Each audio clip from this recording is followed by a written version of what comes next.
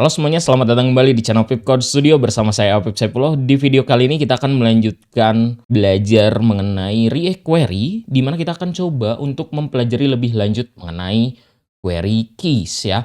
Nah, jadi apa itu query keys ya? Kalau kita lihat di sini ya, ini merupakan salah satu core-nya dari use query ya, di mana 10 stack query itu bisa memanage query caching berdasarkan query keys ini ya, yang mana query keys itu adalah sebuah array yang berisikan bisa berupa string atau sesuatu hal yang lebih kompleks ya. Sesimpel hanya berupa string saja ya, yang mana ini menjadi sebuah keys untuk melakukan cache ya.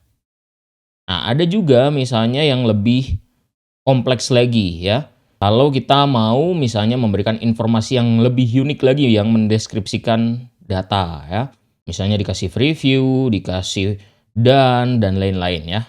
Nah, selain itu, dia juga bisa tergantung kepada variabel. Nah, yang mana ini yang nanti akan mempengaruhi sebuah data itu akan di-fetching ulang atau tidak ya. Nah, kita akan coba untuk praktekkan gimana kalau misalnya sejauh ini kan kalau kita lihat ya aplikasi kita itu sudah bisa menampilkan data. Nah, saya mau kalau misalnya saya klik salah satu data itu akan menampilkan seperti pop-up ya, yang mana itu akan ngehit ke API dari Vector-nya sendiri, yaitu adalah get a single product. Nah, yang mana nanti sebetulnya kita cukup bikin satu aja untuk fungsi get datanya. Dan nantinya dia akan langsung melakukan refetch ketika mengganti ya ID yang saya pilih. Kita coba, kita lihat ini ada di dalam index. Nah, kita akan buat di sini sekarang untuk use query. Kalau kita lihat ya, untuk mengambil data yang spesifik terhadap sebuah single product, yaitu adalah tinggal menambahkan ID-nya saja. Nah, jadi untuk fetch-nya ini mirip. Ini mungkin saya copy paste saja. Nah, data ini saya peruntukkan untuk detail product. Nah, jadi saya bikin alias. Kalau nggak dibikin alias ini mungkin error nanti ya. Banyak. Ya, detail product ini is error detail product. Kemudian is loading. Ini is loading detail product. Jadi ini dibikin alias ya. Dan is success detail product.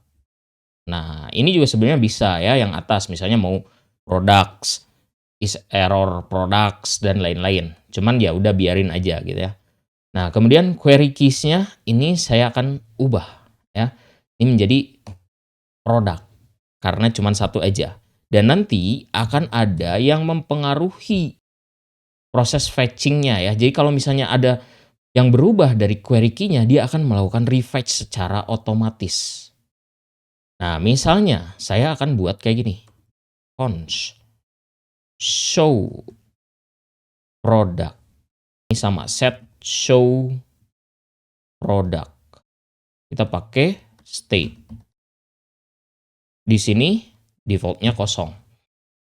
Nah, kita akan coba di sini buat untuk pop-up-nya ya. Nah, kita akan buat di sini misalnya div.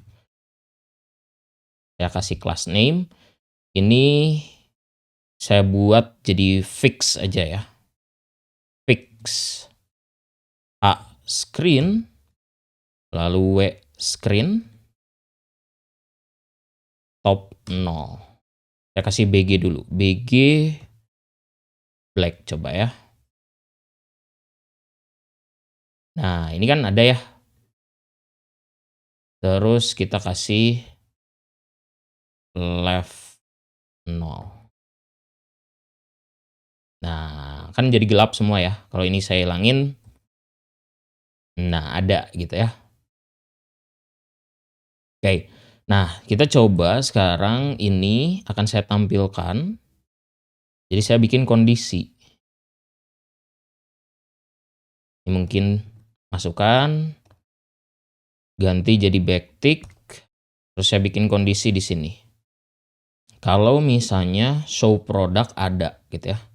Di show product, maka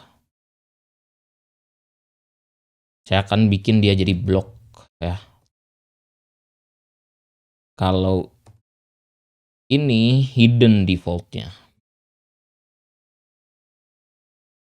Nah, dia akan ada kalau misalnya yang card-nya saya klik ya. Jadi on klik di bagian card-nya, saya akan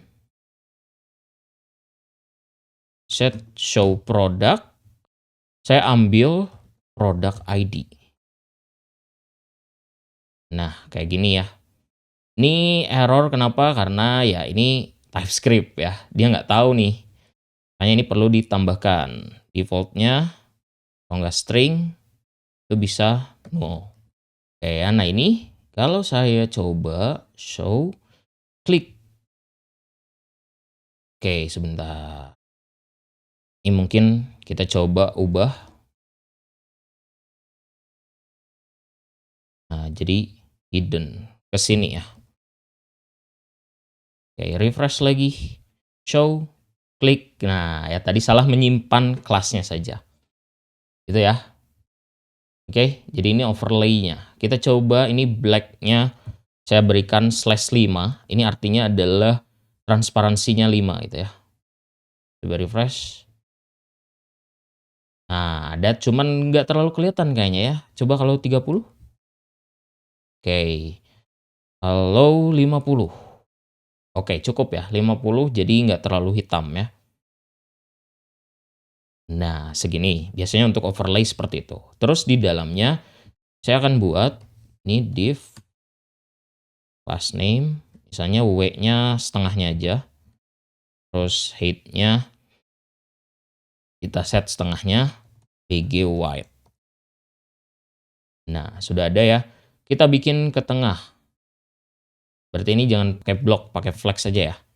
Justify center, item center. Nah, ke tengah dia. Tinggal kita buat detail produknya apa, gitu ya. Nah, sekarang saya mau ngambil datanya itu dari sini. Ya. Nah, kalau kita lihat di sini ya, ini fetch data false, ini enabled-nya kalau misalnya ada show product. Nah, kayak gini ya. Show product tidak null. Itu kita bikin enable. Nah, terus yang mempengaruhi dia adalah tentu show product. Ya. Yang mana ini akan kita arahkan page-nya ke slash show product. Nah, karena kan nanti kita ambil ID-nya ya. Oke, kita coba ya. Ini saya akan tampilkan di konsol dulu. Console.log detail product. Coba inspect. Nah, teman-teman perhatikan, kita lihat ya. Ini kan undefined ya, masih undefined. Saya klik, nah muncul ya, ada tuh ya untuk si detail dari produknya. Ya, ini produk pertama. Ini kalau saya mau, saya akan coba untuk buat close-nya dulu berarti ya. Untuk nge-close ini saya akan buat ini mungkin relatif ya. Relatif. Terus saya akan buat sederhana aja, button. Isinya ada button X gitu ya. Class name saya kasih absolute. Terus di topnya 5, right 5. Nah, di sini ya. Ini untuk close button gitu ya. Jadi kalau diklik set show product itu null. Ini juga mungkin defaultnya null aja ya. Nah, oke. Coba refresh dulu. Show data. Oke, 1. Diklik. Nah, dia hilang.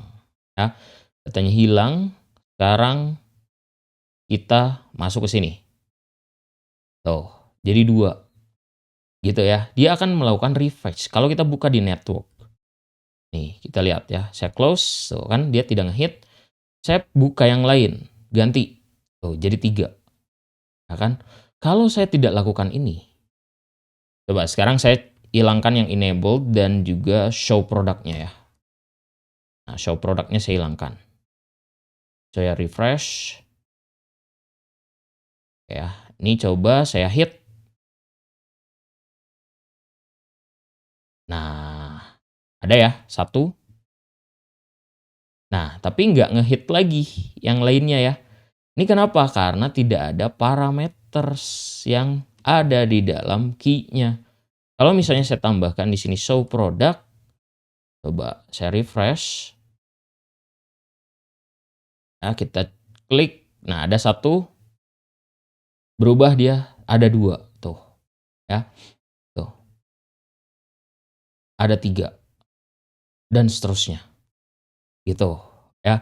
Jadi dia melakukan fetch ke data kalau misalnya show produknya berubah. Oke ya, nah jadi seperti itu. Nah, salah satu fungsi yang lain yang bisa dimanfaatkan kalau kita mau melakukan query, namun sayangnya untuk si Vector ini nggak punya ya, yaitu adalah kalau misalnya kita mau membuat fitur search. Ya, jadi kalau misalnya kita searching, terus kita ubah state dari search-nya, maka dia akan langsung melakukan refetch. Ya. Jadi gitu, konsep dari keys yang dimiliki oleh si 10 stack query. Mungkin kita tamatkan yang ini ya, supaya lebih jelas kita akan coba untuk tampilkan produknya. Dalam div-nya aja kita bikin image. Oke, arahkan src-nya ke detail product image dan detail product title. Oke, kita pakai img, arahkan ke detail product image, alternatifnya detail product title. Klik. Nah, ya sudah ada. Ini untuk image-nya. Kalau terlalu besar, kita kasih styling, class name, width-nya itu kita kasih 1/4. Nah, ya. Terus saya mau kasih, ini mungkin sekalian aja kita buat flex item center, gap-nya 8. Oke, kasih padding, P-nya 8. Oke ya. Terus kita coba tambahin div di sini. Terus saya tambahin H1. Ini adalah detail product title. Oke, kita tambahin class name text 3XL. Oke, terus font bold misalnya. Lalu tag P. P-nya ini untuk price dan satu lagi itu adalah description ya. Nah, sudah ada ya. Ini dolarnya hapus. Kita kasih class name, ini text XL. Oke, kasih margin ya. Atau kasih space aja. Class name. Ini W 1/3, terus space Y 4, biar ada jaraknya. Nah, ya. Terus yang ini saya kasih class name text 2XL font bold. Tuh, ya. Jadinya kayak gini. Close, masuk, tuh. Nah, hit lagi, ya. Jadi kita cukup bikin kayak gini aja. Nah, ditambahkan parametersnya di query key-nya. Kalau enggak, bisa lewat enable juga, gitu ya. Itu adalah untuk show produknya tidak sama dengan null. Nah, gitu ya. Tuh. Ini lebih baik lagi karena query-nya hanya dilakukan kalau dia tidak null. Jadi dia akan mendeteksi perubahan yang terjadi. Kurang lebih seperti itu untuk bagian query keys ya. Kita akan coba untuk mempelajari fungsi-fungsi yang lain dari Tenstack Query di video-video berikutnya. Untuk itu jangan lupa untuk subscribe, comment, like, dan share video ini. Kita ketemu lagi di video berikutnya.